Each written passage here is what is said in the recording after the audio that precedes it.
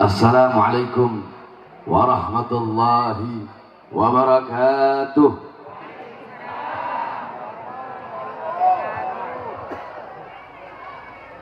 Alhamdulillahil qawiyyi sultanuh, al-wadihil burhanuh, al-mabsut fil wujud karamuhu wa ihsanuh. Allahumma salli wa sallim wa barik wa karrim wa azim ala nuril anwar wa sirril asrar wa tiryakil akhyar wa miftahi babil yasar Sayyidina wa maulana Muhammadinil Mukhtar wa alihil athhar wa ashabihil akhyar adada ni'amillahi wa ifdalih, amma ba'd. Yang saya cintai, yang saya muliakan, para alim ulama, para habaib, para kiai, para asatid, para tokoh masyarakat, para sesepuh, segenap aparat pemerintah, wabil khusus guru-guru kita yang mulia, Kiai Haji Ali Salim, Kiai Haji Abdul Aziz, beserta seluruh para guru-guru yang lain yang saya cintai, yang saya muliakan, segenap panitia peringatan Maulid Nabi besar Muhammad, beserta yang saya cintai, yang saya muliakan, seluruh hadirin hadirat, bapak-bapak, ibu-ibu, khususnya para pemuda-pemudi umat baginda Nabi besar Muhammad yang selalu dimuliakan oleh Allah Subhanahu wa taala.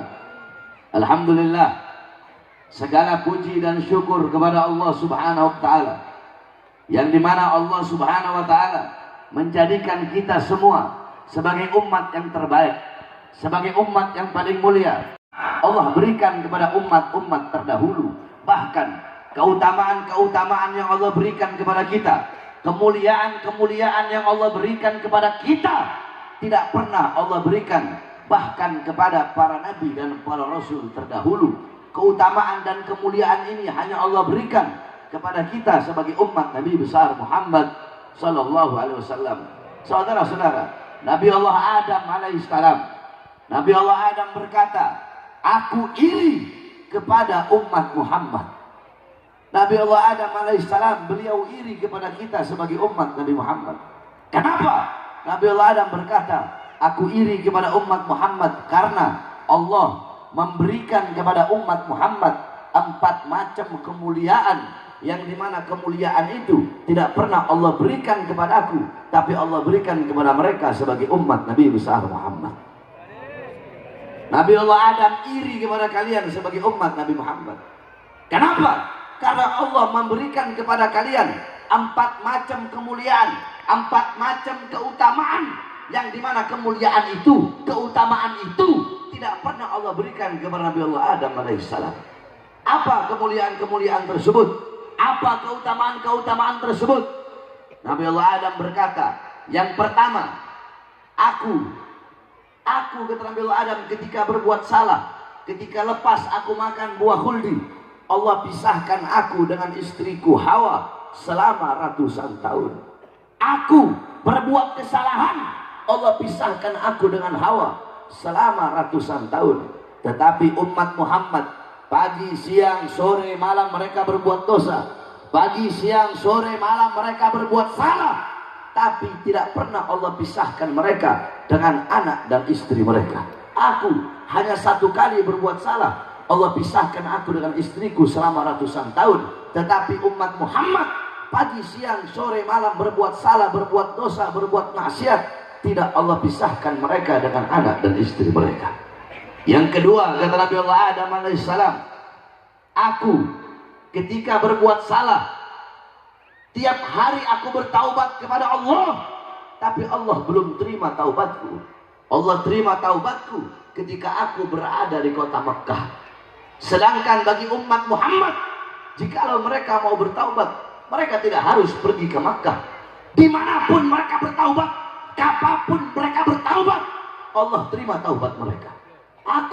Allah terima taubatku ketika aku berada di kota Mekah saja, kata Nabi Adam. Tapi umat Muhammad, mereka bertaubat tidak harus ke Makkah. Dimanapun mereka bertaubat, kapanpun Allah terima taubat mereka. Ini keutamaan yang kedua yang Allah berikan kepada mereka umat Muhammad, tapi tidak Allah berikan kepada aku, kata Nabi Allah Adam. Yang ketiga, kata Nabi Allah Adam, aku berbuat salah dalam keadaan berpakaian. Karena Allah murka, tiba-tiba Allah lepaskan pakaianku sehingga aku dalam keadaan telanjang. Tetapi bagi umat Muhammad sebaliknya, mereka berbuat dosa dalam keadaan telanjang, tapi tetap Allah beri mereka pakaian. Aku berbuat salah dalam keadaan berpakaian, Allah lepaskan pakaianku sehingga aku dalam keadaan telanjang. Umat Muhammad pagi, siang, sore, malam mereka berzina, mereka melacur, mereka berbuat dosa dalam keadaan telanjang, tapi tetap Allah berikan mereka pakaian. Yang keempat, kata Nabi Adam, aku berbuat salah di sorga, Allah keluarkan aku dari sorga menuju dunia. Sedangkan umat Muhammad kebalik, mereka berbuat dosa di dunia, berbuat salah di dunia, berbuat kerusakan di dunia, tapi kalau mereka bertaubat kepada Allah, Allah terima taubatnya, mati dalam keadaan husnul khatimah, Allah masukkan mereka ke sorga. Aku berbuat salah di sorga, Allah keluarkan ke dunia.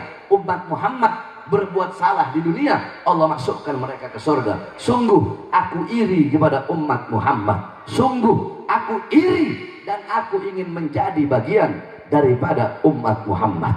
Saudara-saudara, Nabi Allah Adam alaihissalam ingin menjadi umat Nabi Muhammad, tetapi kalian tanpa kalian minta, kalian telah Allah jadikan sebagai umat baginda Nabi besar Muhammad sallallahu alaihi wasallam. Nabi Allah Musa alaihissalam, Nabi Allah Musa naik ke atas Tur Sina, Nabi Musa naik ke atas bukit Sina. Nabi Musa berkata, ya Allah, ya Rabb, aku ingin melihat cahayamu, aku ingin melihat zatmu ya Allah.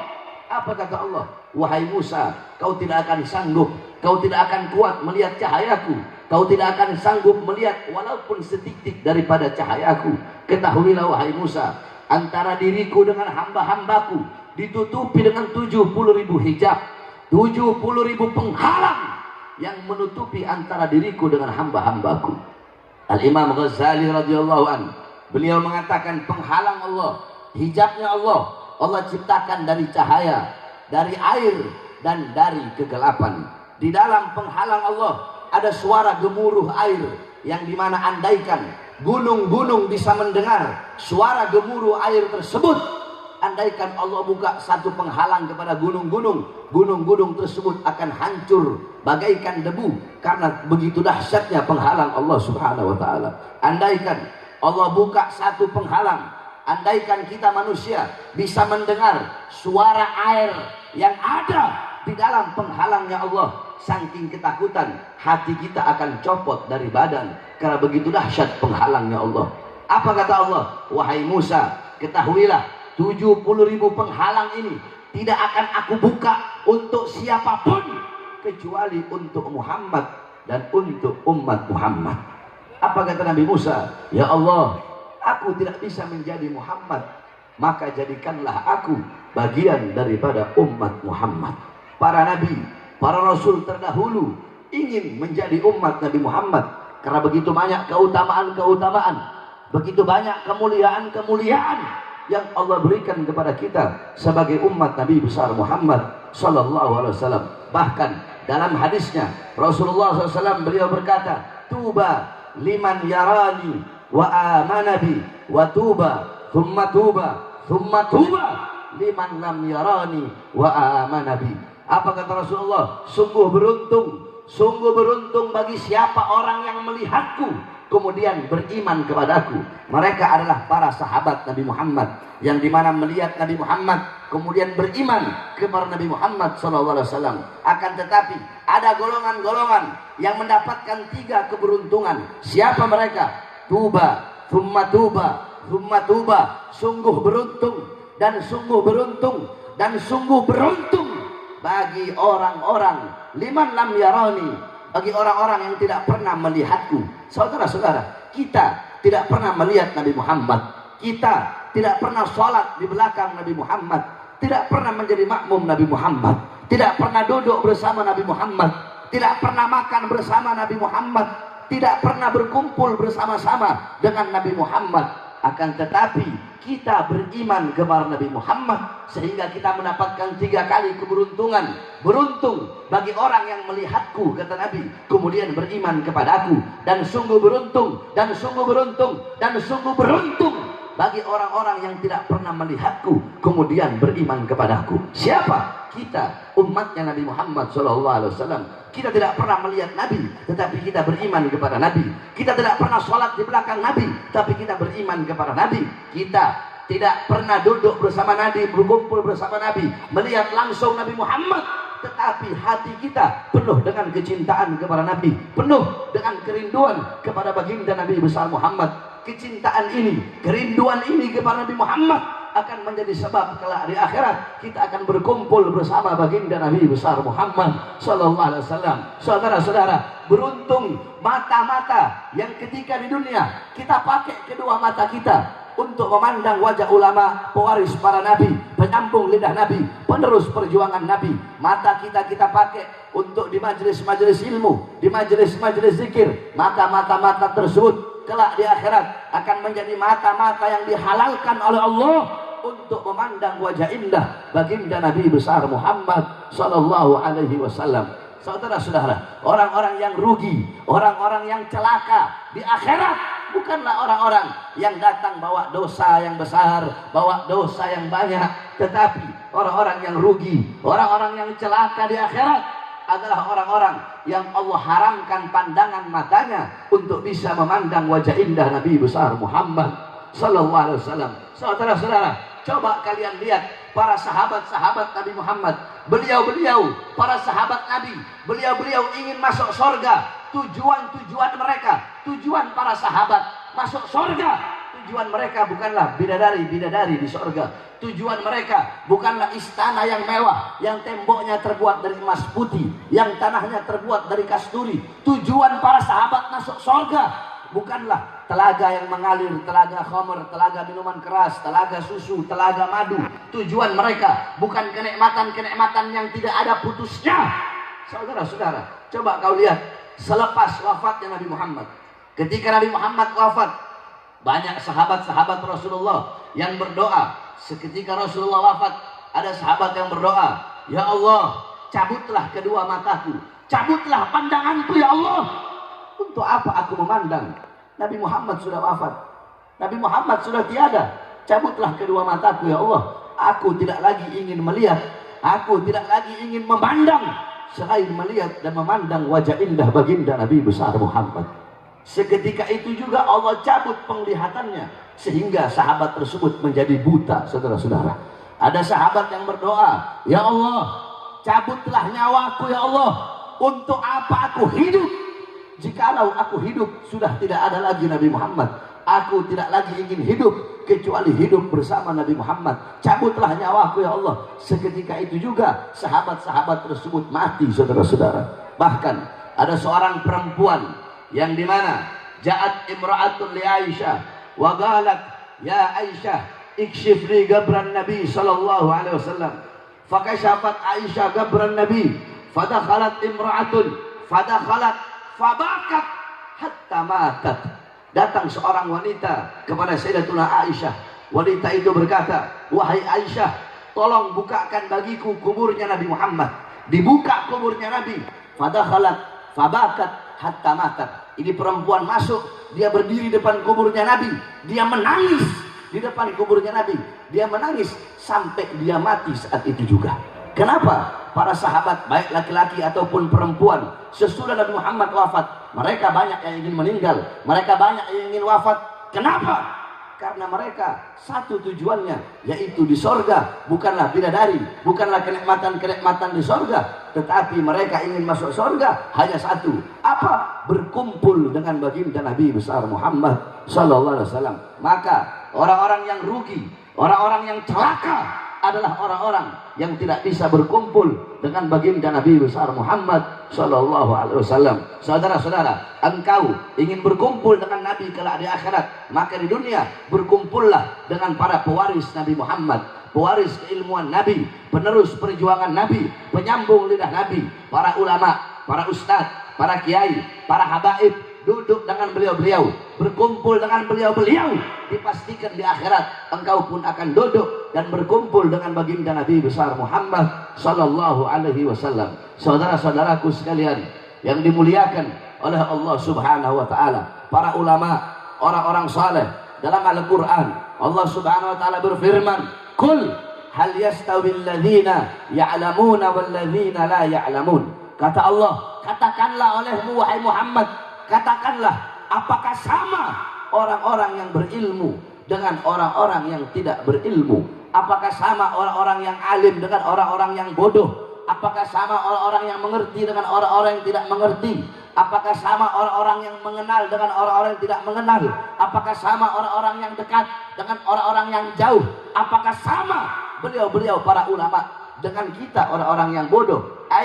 Maksudnya, artinya, la yastawuna abada, la fid dunya wala fil akhirah. Tidak akan pernah sama kedudukan orang-orang yang bodoh dengan beliau-beliau para ulama, para orang-orang soleh. Saudara-saudara, kita duduknya sia-sia, makannya sia-sia, tidurnya sia-sia. Beliau-beliau para ulama duduknya ibadah, makannya ibadah, tidurnya ibadah. Perkara-perkara mubah yang beliau-beliau lakukan bernilai ibadah di sisi Allah Subhanahu wa Ta'ala. Saudara-saudara, memandang wajah beliau-beliau tidak sama dengan memandang wajah orang-orang yang bodoh. Memandang wajah beliau-beliau turun rahmat dari Allah. Sampai-sampai dikatakan, "Nadhruka ila wajhil alim nadratan fa fariha biha fa khalaqallahu min tilkal nadra malakan yastaghfir lahu ila yaumil qiyamah."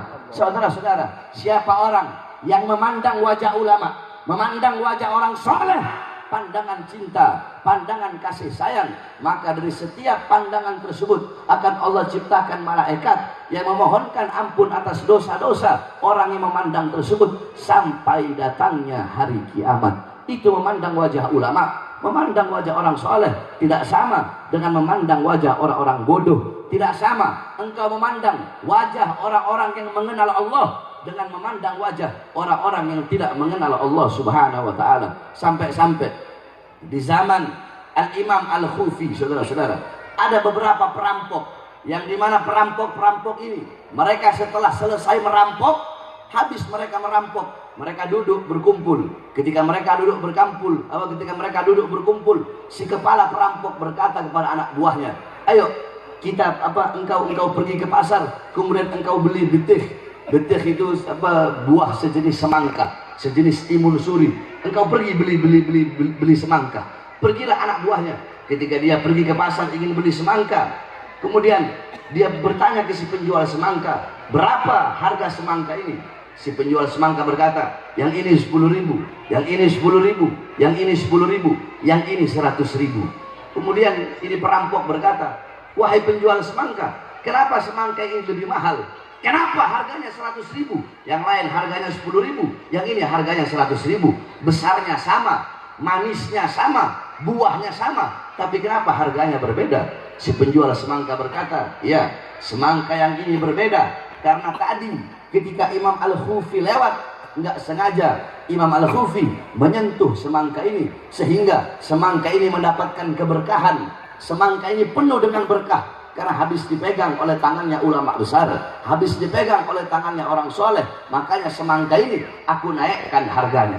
Maka si perampok tersebut tanpa pikir panjang, dia pun membeli semangka yang habis dipegang oleh Imam Al-Khufi. Dia bawa semangka tersebut kepada bosnya. Dia berkata, "Bos, ini semangka udah saya beli. Berapa? 100.000. Bosnya berkata, "Kenapa? Ini semangka mahal. Bukankah semangka biasanya harganya 10.000, 15.000, paling mahal 20.000. Anak buahnya berkata, "Ini semangka beda, karena ini semangka habis dipegang oleh tangan orang yang soleh, oleh tangan seorang ulama besar, yaitu Imam Al-Khufi." Kemudian bosnya berkata, "Imam Al-Khufi, ulama besar itu, orang soleh itu, ayo sama-sama kita makan ini semangka. Semoga dengan harapan habis kita memakan semangka yang habis diusap, yang habis disentuh oleh Imam Al-Khufi, mudah-mudahan kita semua bertobat dan menjadi hamba-hamba yang taat kepada Allah." Setelah selesai mereka makan semangka tersebut, serentak semua perampok dengan kepala perampok itu, mereka bertaubat kepada Allah Subhanahu wa Ta'ala hanya gara-gara makan semangka yang habis dipegang oleh tangan ulama, oleh tangan orang soleh. Jadi tidak pernah sama orang-orang soleh para ulama dengan kita orang-orang yang bodoh. Nah, saudara-saudara sekalian yang dimuliakan oleh Allah Subhanahu wa Ta'ala, ulama ada dua. Ada ulama dunia, ada ulama akhirat. Maka kita sebagai umat Nabi Muhammad selalu berpegang teguhlah kepada ulama-ulama akhirat. Berpegang teguhlah engkau, berpegang teguhlah kalian kepada ulama-ulama yang lurus, kepada ulama-ulama yang istiqomah, kepada ulama-ulama yang tidak bisa dibeli, kepada ulama-ulama yang tidak bisa disuap, kepada ulama-ulama yang mereka yang dimana mereka tidak pernah meninggalkan umat, yang dimana mereka tidak pernah mengkhianati umat Islam. Yang hak mereka sampaikan hak, yang batil mereka sampaikan batil. Berpegang teguhlah kepada mereka. Ketika engkau ingin melakukan perkara apapun, ketika engkau ingin melakukan hal apapun, jangan pernah lepas dari pendapat-pendapat mereka, jangan pernah lepas dari nasihat-nasihat mereka. Berpegang teguhlah kepada mereka, maka hidupmu bahagia dunia akhirat, selamat dunia akhirat. Bukankah Nabi Allah Adam alaihissalam, beliau berkata, "Idza aradtum an fi'la syai'in faqaddimu thalathata asya'." Nabi Allah Adam berkata, "Wahai anak cucuku, wahai sekalian manusia, apabila kalian ingin melakukan perkara apapun, ingin melakukan perbuatan apapun, hendaknya kalian dahulukan 3 perkara sebelum melakukan perbuatan tersebut. Salah satunya istasyirul akhyar. Sebelum kalian melakukan hal apapun, sebelum kalian melakukan perbuatan apapun, hendaknya kalian bermusyawarah dengan orang-orang soleh, bermusyawarah dengan orang-orang baik, bermusyawarah dengan para ulama." Maka saudara-saudara, kalian ingin melakukan hal apapun, kalian ingin melakukan perbuatan apapun, hendaknya minta nasihat dari ulama, hendaknya minta pendapat dari ulama, minta nasihat orang-orang soleh, minta pendapatnya orang-orang soleh. Apa kata Nabi Allah Adam? Andaikan dulu aku minta nasihatnya malaikat, andaikan dulu aku meminta pendapatnya malaikat di dalam memakan buah khuldi, maka pasti malaikat akan memberikan nasihat, yaitu melarang aku untuk memakan buah khuldi. Sayangnya dulu aku tidak minta nasihat malaikat, aku tidak minta pendapatnya ulama, sehingga aku tersesat dan memakan buah khuldi tersebut. Ini ajaran Nabi Allah Adam alaihissalam, bahwasanya hendaknya kita di dalam melakukan hal apapun, perbuatan apapun, perkara apapun, jangan pernah mendahului para ulama, jangan pernah mendahului orang-orang soleh. Kalian punya anak baru lahir, datang ke ulama, datang para ustadz, para kiai, para habaib. Ustadz, kiai, habib, saya punya anak, tolong kasih nama yang bagus, tolong diberi nama yang bagus, nama yang barokah, nama yang sekiranya dengan nama tersebut anak saya menjadi kepribadian yang baik, akhlaknya bagus. Para ulama, orang-orang soleh, para ustadz, para kiai akan memberikan nama-nama yang bagus, ingin memberikan nama-nama yang baik. Engkau mau menikahkan anak-anakmu, datang kepada ustadz, para kiai, para habaib. Ustadz, kiai, habib, saya mau menikahkan, saya punya anak. Apa hari yang bagus, apa bulan yang bagus, ingin melakukan apapun, saudara-saudara. Nah, hadirin sekalian yang dimuliakan oleh Allah, Nabi Adam mengajarkan kepada kita di dalam melakukan hal apapun, perbuatan apapun, hendaknya mengikuti pendapat para ulama, mengikuti nasihat para ulama, apalagi di dalam memilih pemimpin, saudara-saudara. Apalagi dalam memilih pemimpin, saudara-saudara. Ini sebentar lagi akan masuk akhir tahun, awal tahun depan, tahun 2024 adalah tahun politik, yang dimana kita semua ketahui bahwasanya pemilihan presiden ada pada tahun depan. Saudara-saudara, ketahuilah suara-suara kalian di dalam memilih pemimpin, di dalam memilih presiden, suara-suara kalian yang akan menentukan besok ke depan kita punya presiden yang baik atau punya presiden yang buruk, punya presiden yang adil atau punya presiden yang zalim. Besok bangsa bakal baik atau rusak, besok bangsa bakal aman atau tidak, besok negara bakal adil atau sejahtera atau tidak, besok negara bakal makmur atau tidak, tergantung suara-suara kalian di dalam memilih pemimpin. Oleh karenanya, di dalam memilih pemimpin jangan sampai salah, maka ikuti para ulama, ikuti para ustadz, para kiai, para habaib yang lurus, yang istiqomah di dalam berjuang di jalan Allah Subhanahu wa taala. Dalam memilih pemimpin, saudara-saudara, nanti besok ke depan, nanti insya Allah akan ada ijtima para ulama, akan ada keputusan para ulama, pendapat-pendapat para ulama. Di dalamnya ada ahlul halli wal adli, dzusyauka wasatwa minal ulama war ru'asa. Ahlul halli wal adli, mereka adalah orang-orang yang punya kekuasaan, mereka adalah orang-orang yang punya kemakmuran dalam urusan-urusan akhirat. Mereka dari kalangan para ulama, dari kalangan para tokoh-tokoh, yang dimana yang saya maksudkan di sini adalah ulama-ulama yang lurus, bukan ulama-ulama yang bisa dibeli dengan uang, bukan ulama-ulama partai, bukan ustadz partai, bukan kiai partai, bukan habib-habib partai, tetapi ulama-ulama yang lurus, yang berjuang di jalan Allah, yang tidak bisa dibeli dengan apapun. Ikuti pendapat mereka, ikuti nasihat mereka, apapun yang dipilih oleh mereka, insya Allah itu yang terbaik bagi bangsa, itu yang terbaik bagi negara kita. Oleh karenanya, saudara-saudara sekalian yang dimuliakan oleh Allah Subhanahu wa taala, saya tanya semua masyarakat di sini, nanti tahun depan dalam memilih pemimpin mau ikut ulama atau tidak? Mau ikut ulama atau tidak? Tahun 2024 menunggu hasil istimewa ulama apa tidak? Maka saya tanya semua yang ada di sini, besok 2024 siap satu komando dengan imam besar, siap satu komando Habib Rizik Syihab. Tahun 2024 siap memenangkan siapapun yang dipilih oleh ulama. Tahun 2024 siap memenangkan presiden yang dipilih oleh ulama. Siap memenangkan walaupun harus berdarah, siap memenangkan walaupun harus mati. Allahu Akbar, Allahu Akbar, Allahu Akbar. Saudara-saudara, ketahuilah, Front Persaudaraan Islam FPI tidak akan pernah meninggalkan umat. FPI tidak akan pernah mengkhianati umat Islam. Saudara-saudara, coba kita lihat Al-Habib Rizik bin Hussein bin Syihab. Kami keluar masuk penjara, apakah kami tetap apakah kami meninggalkan umat? Kami keluar masuk penjara, bisa saja kalau mau cari aman, udahlah, nggak usah bela-belain umat, nggak usah belain rakyat, nggak usah belain masyarakat, nafsi-nafsi aja, sendiri-sendiri aja, rakyat mau sengsara kek, rakyat mau menderita kek, bodoh amat. Kita cari aman aja, hidup dengan anak, dengan istri, daripada kita keluar masuk penjara. Tetapi bukan itu, saudara-saudara. Kami rela keluar masuk penjara untuk membela umat, membela rakyat, rakyat yang susah, rakyat yang kelaparan, rakyat yang menderita, rakyat yang dizolimi, rakyat yang tidak mendapatkan keadilan. Kami berjuang mati-matian, pergi ke sana, pergi kemari, berdakwah, menyampaikan kebenaran. Walaupun kami berusaha untuk dibungkam, walaupun kami di penjara, saudara-saudara, para pengkhianat-pengkhianat bangsa, mereka bisa memenjarakan jasad kami.